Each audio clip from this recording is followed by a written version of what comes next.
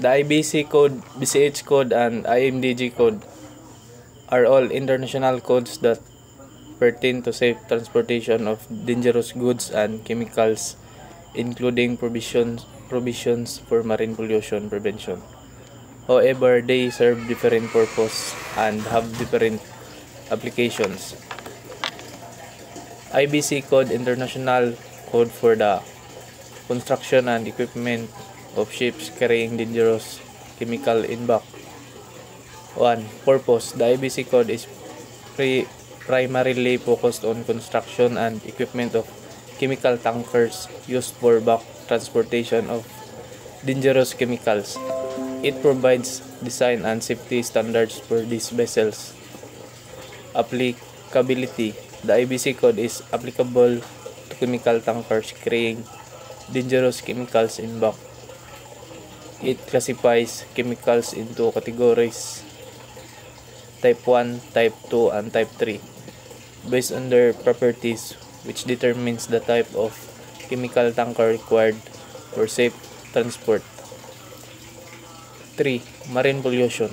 The IBC code includes specific requirements for preventing marine pollution from chemical tankers. It addresses issues related to cargo containment, discharge restrictions, tank washing procedures, and safety measures to prevent chemical spills and environmental contamination. BCH code for the construction and equipment of ships carrying dangerous chemicals in bulk. 1. Purpose. The BCH code is an older code that primarily addresses the construction and equipment of chemical tankers and provides operational guidance for the safe carriage of dangerous chemicals. 2. Applicability. Like the IBC code, the BCH code is applicable to chemical tankers. However, its use has been largely superseded by IBC code, which is more up-to-date and comprehensive. 3. Marine pollution. The BCH code, while it does address construction and equipment related to cargo containment, ventilation, and safety measures, also includes operational guidelines that indirectly contribute to the prevention of marine pollution. However, its focus is not as strong on these aspects as the IBC code.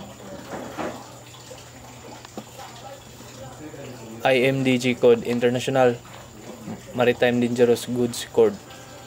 1. Purpose. The IMDG code is different from IBC and BCH codes in that it is not vessel specific. Instead, it is a global code that provides guidelines. The safe transportation of dangerous goods by sea. It applies to all types of vessel, not just chemical tankers. 2. Applicability. The IMDG code is applicable to all ships carrying dangerous goods, including container ships, general cargo vessels, and chemical tankers. It covers a wide range of dangerous goods, not limited to chemicals. 3. Marine pollution. The IMDG code includes provisions for the safe handling, stowage, and carriage of dangerous goods to prevent spills and pollution. It provides details, packaging, labeling, and placarding requirements for dangerous goods, as well as emergency response and incident reporting procedures in the event of an incident.